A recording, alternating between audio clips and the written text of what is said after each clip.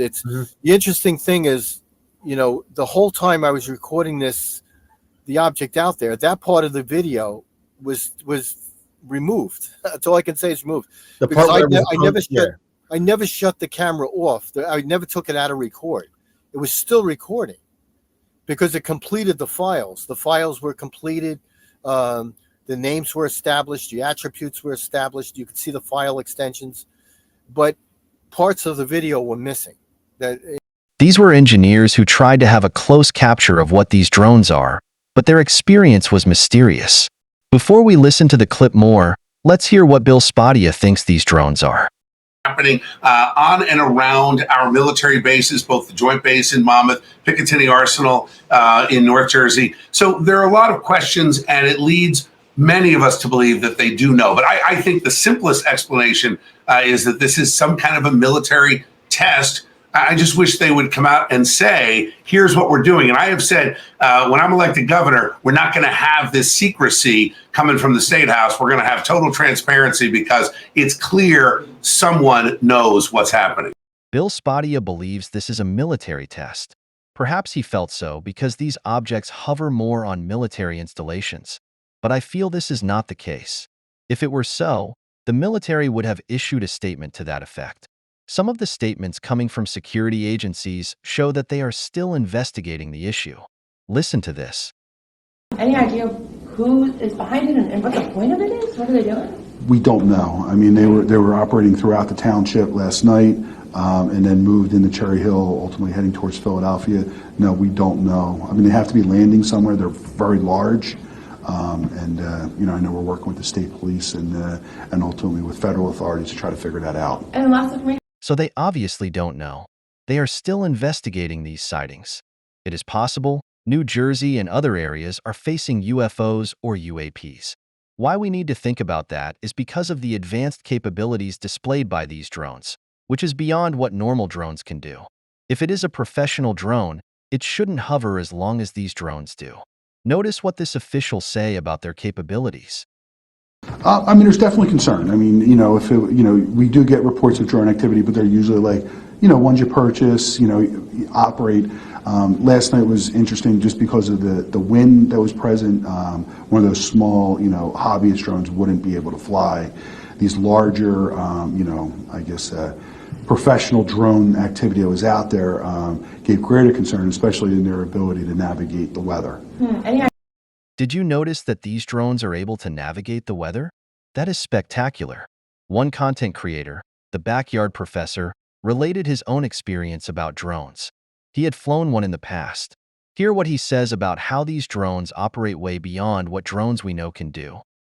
The last time I flew drones was a few years ago. But I know they haven't improved the batteries to last for 12 to 19 to 50 to 200 hours at a time. Ain't no way, no how. Not happening, Jack. No. And yet that's how long these drones are hanging over the air bases in the air hovering. So, isn't that interesting? Now to the earlier clip.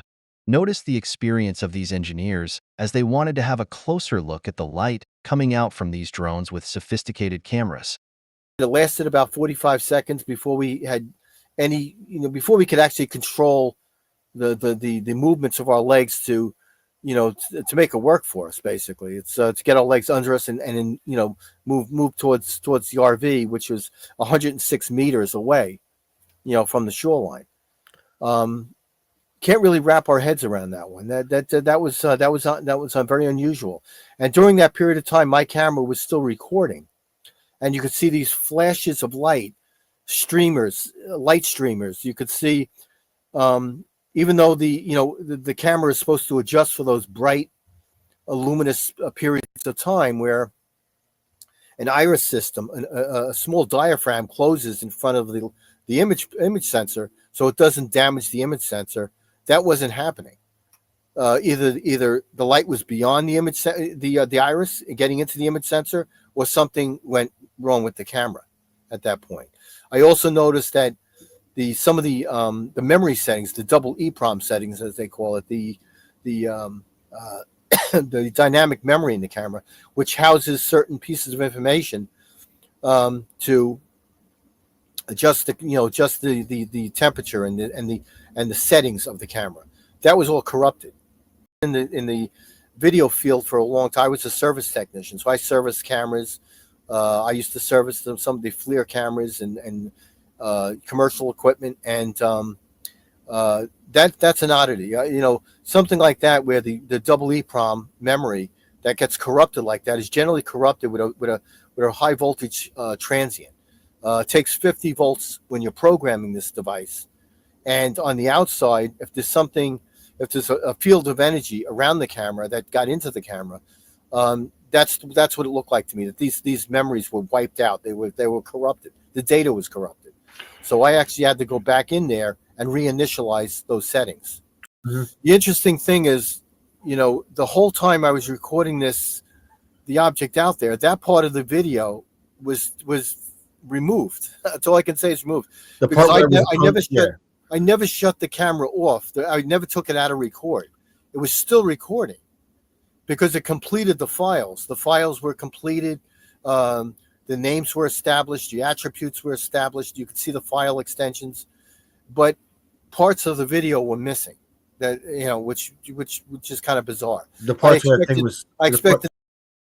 So these may be UAP invasion that New Jersey is facing.